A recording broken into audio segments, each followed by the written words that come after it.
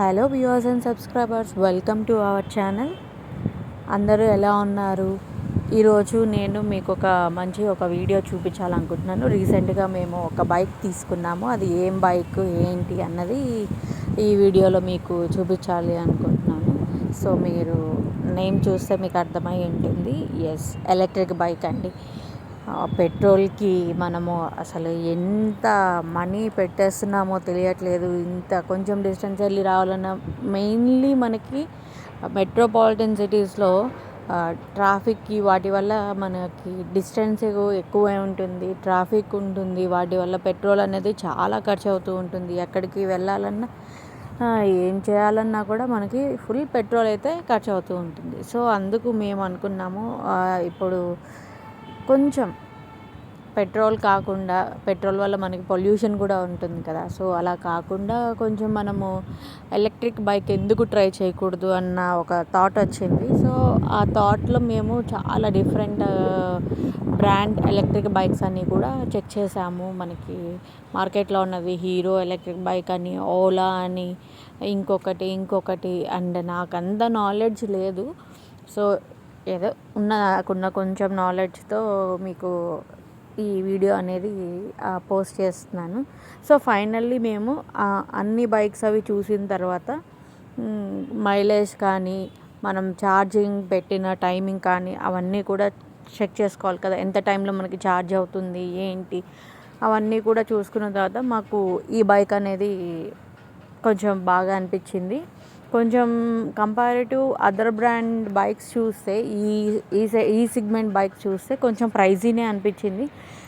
కానీ ప్రైజీగా ఉన్నా కూడా మనకి ఏంటంటే ఛార్జింగ్ అండ్ బ్యాకప్ అది అంతా కూడా నచ్చి మేము ఫైనల్గా ఈ బైక్ అనేది సెలెక్ట్ చేసుకున్నాము. ఏంటి ఆ బైక్ అంటే ఏథర్. సో ఏథర్లో కూడా మనకి డిఫరెంట్ సెగ్మెంట్స్ ఉన్నాయి. ఆ సెగ్మెంట్స్ బట్టి మనము సెలెక్ట్ చేసుకోవచ్చు అనమాట.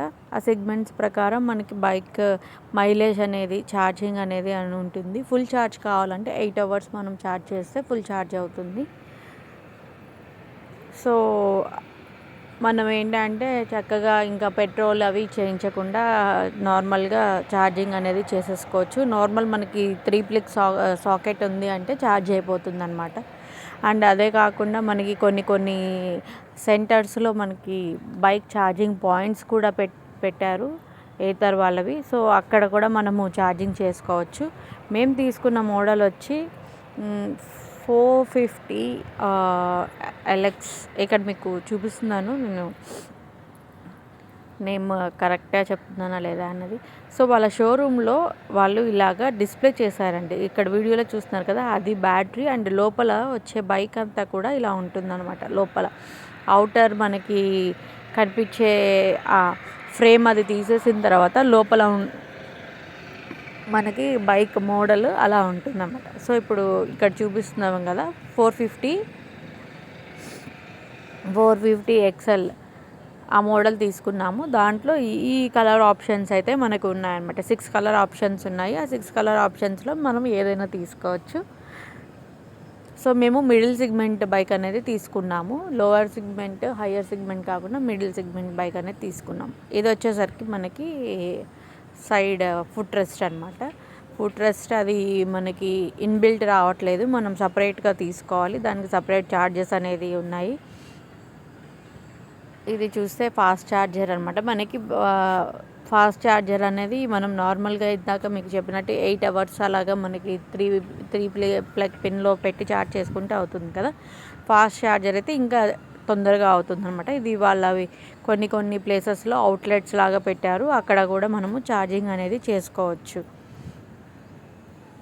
ఆ గ్రిడ్ అనేది యూస్ చేసేసి, ఏథర్ గ్రిడ్ యూస్ చేసి మనము చేసుకోవచ్చు అనమాట. ఎక్కడెక్కడ ఉన్నాయి ఏంటి అన్నది ఈ మ్యాప్లో ఇక్కడ ఉంది. అదేవిధంగా మేము తీసుకున్నది మిడిల్ సెగ్మెంట్ అన్నాను కదండి. లోయర్ సెగ్మెంట్లో ఏంటంటే మనకి మ్యాప్ అది కూడా డిస్ప్లే ఉంటుంది ఫ్రంట్ బైక్లో.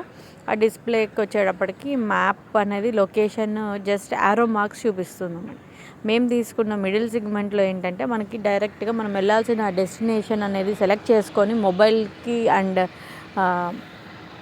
మన బైక్కి కనెక్షన్ ఇచ్చుకున్నామంటే రెండు కనెక్ట్ చేసాము అంటే బ్లూటూత్ ద్వారా మనము నార్మల్గా మనం ఎక్కడికి వెళ్ళాలి అన్నది మ్యాప్స్ అనేది దాంట్లో సెలెక్ట్ చేసి పెట్టుకుంటే మ్యాప్ అనేది మనకు చూపిస్తూ ఉంటుంది అనమాట.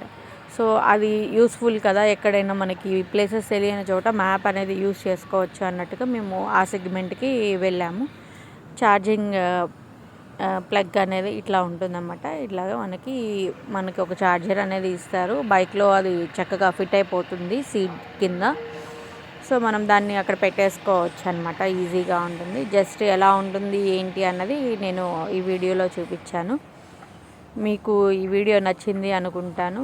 మేమైతే లాస్ట్ ఇప్పటికి 2 months నుంచి యూస్ చేస్తున్నాము. ఎలాంటి ప్రాబ్లం అయితే రాలేదు. సో ఎవరైనా ఎలక్ట్రిక్ బైక్ కొనాలి అనుకుంటే వాళ్ళకి హెల్ప్ అవుతుంది అనుకుంటే వాళ్ళకి ఈ వీడియో షేర్ చేయండి. మరొక మంచి వీడియోతో మళ్ళీ కలుద్దాం. Bye bye. Have a nice day.